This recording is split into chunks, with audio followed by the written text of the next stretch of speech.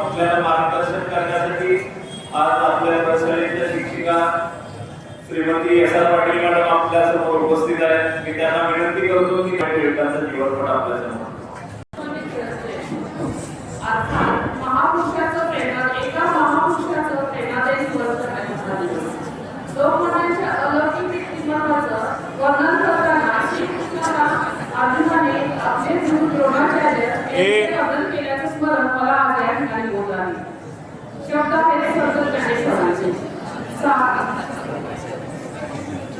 ज्ञानेश्वरांचे सागर बरोबर गंभीर दिसतो पण तो कसा नसतो.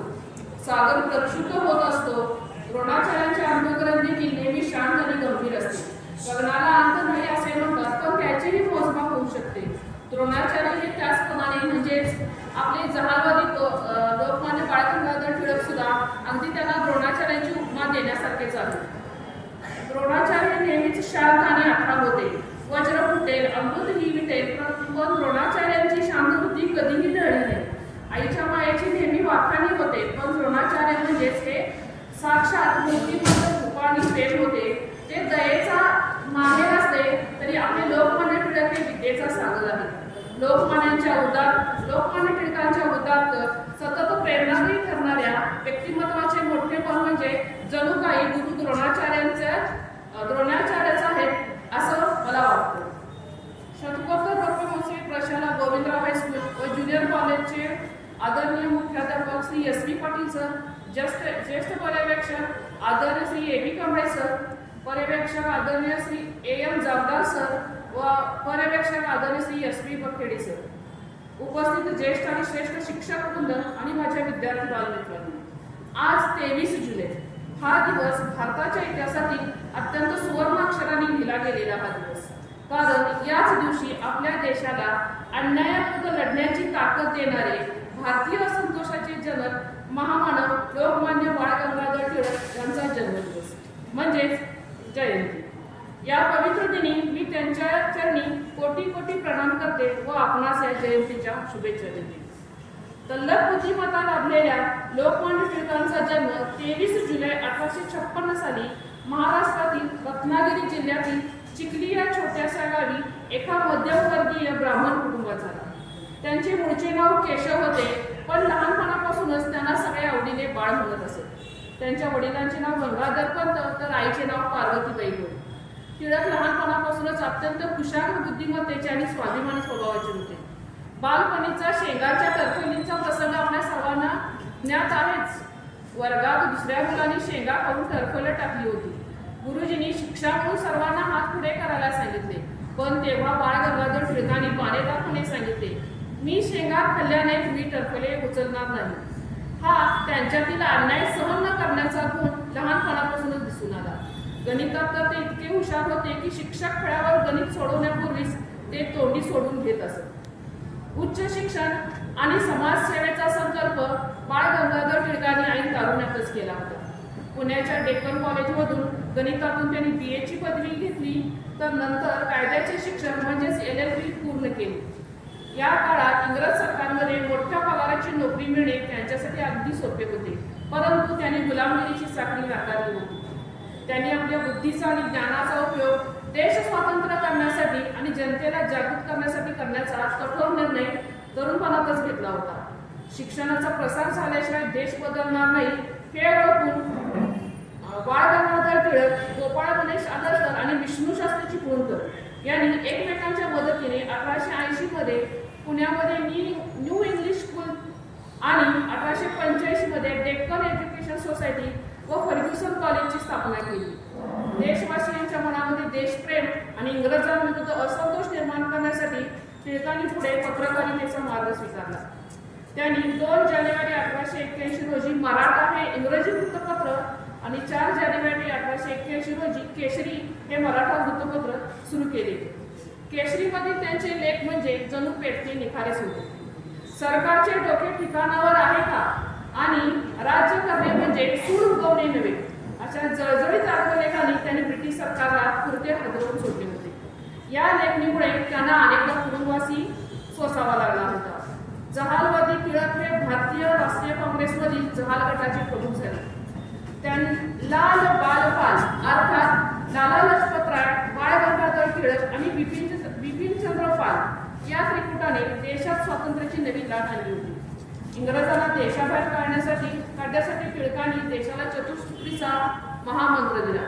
त्यामध्ये स्वदेशी, बहिष्कार, राष्ट्रीय शिक्षण व स्वराज्य या 4 गोष्टींचा समावेश केला गेला होता. म्हणजेच स्वदेशीचा प्रचार व प्रसार करायचा आणि परदेशी मालावर बहिष्कार टाकण्याचा मार्ग त्यांनी दाखवला. राष्ट्रीय शिक्षणाचा प्रसार व प्रचार करून स्वराज्य प्राप्तीकडे जाण्याचा मार्ग त्यांनी भारतीयांना दाखवला. स्वराज्य हा माझा जन्मसिद्ध हक्क आहे आणि तो मी मिळवणारच ही सिंह गर्जना लोकमान्य टिळकांनी केली होती. या एकाच घोषणेने संपूर्ण भारतातील तरुणांमध्ये स्वातंत्र्याची नवी ऊर्जा निर्माण झाली. सामाजिक क्रांती घडवून आणण्यात हे टिळकांचे मोठे योगदान आहे.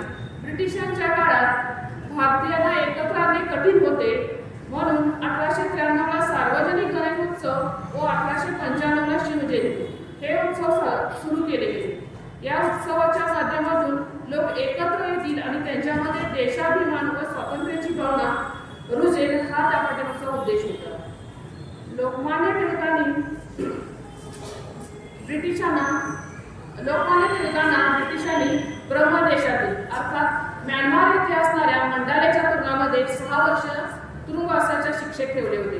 पण या अत्यंत कठीण परिस्थितीत सुद्धा लोकमान्य टिळक न डगमगता त्यांनी आपले विचार थांबवले नाहीत व त्यांनी तुरुंगामध्येच गीता रहस्य हा महान ग्रंथ लिहिला जो कर्मयोगाचा संदेश देतो.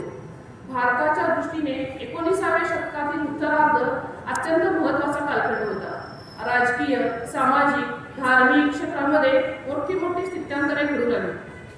इंग्रजांच्या लष्करी सामर्थ्यापुढे, त्यांच्या औद्योगिक वैज्ञानिक प्रगतीपुढे शरणागती पत्करून आपला धर्म, आपला समाज अत्यंत मागासलेला आहे अशी न्यूनगंडाची भावना भारतीयांच्या मनामध्ये निर्माण झालेली होती. पाश्चात्य देशाकडे मार्गदर्शनाची अपेक्षा ठेवणारा असा हा आपला समाज होता. पण टिळकांच्या लक्षात आले की वैचारिक क्रांती घडवून आणायची असेल तर त्यासाठी शिक्षण महत्त्वाचं आहे. त्याचप्रमाणे पाश्चात्य विचारांच्या आधारे नवा समाज घडवण्याची प्रतिभा लाभलेले लोक सुद्धा त्या काळामध्ये भारताला लाभले होते. त्यामध्ये राजाराम मोहन राय सारखे विचारवंत होते, रामकृष्ण परमहंस होते, त्यांचे थोर शिष्य स्वामी विवेकानंद होते. त्यांनी हिंदू धर्माकडे पाहण्याची नवी दृष्टी भारतीयांना दिली होती. धर्म, धार्मिक व सामाजिक रूढी यातील मूलभूत फरकांची जाणीव त्यांनी समाजाला करून दिली होती.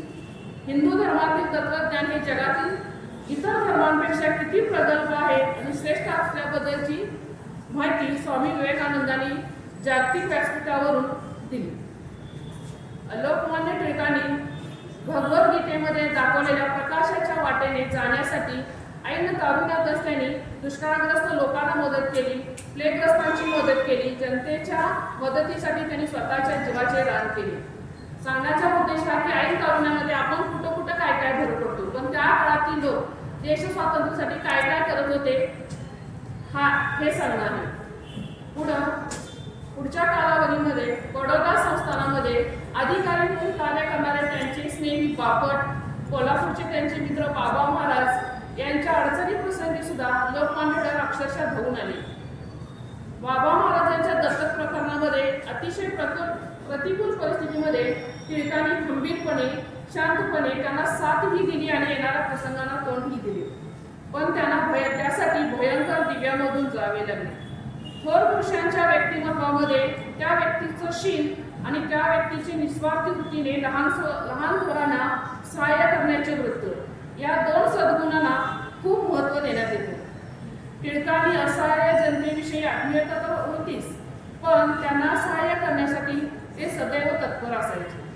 त्यांची मित्रनिष्ठा ही स्पृहणीय अशी होती. धैर्य, सत्याचा आग्रह, मदतीला तत्परतेने धावून जाण्यात व्यक्त होणारी त्यांची निस्पृहता ऐपतीप्रमाणे सढळ हाताने सत्पात्री दान करण्याचे त्यांचे दातृत्व या सद्गुणांमुळे त्यांचे वैयक्तिक जीवन तसेच सामाजिक जीवन सुद्धा उजळून निघाले होते.